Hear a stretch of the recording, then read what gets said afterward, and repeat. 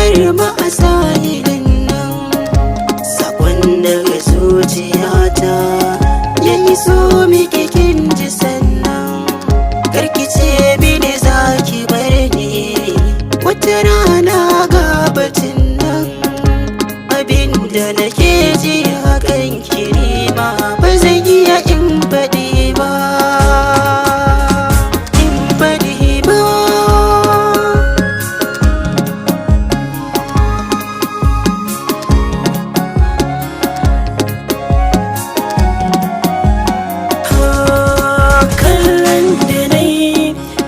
Shigar min zuciyata ba zan koma ba na barke a yanzu kin yi rata. Kin nuna kauna garin a baya na fahimta. Ya zan yi idan kika bar ni, na san zan koma mahauta. Tunani ya gushe ba bike ne ban iya rayuwa. Asalin da na miki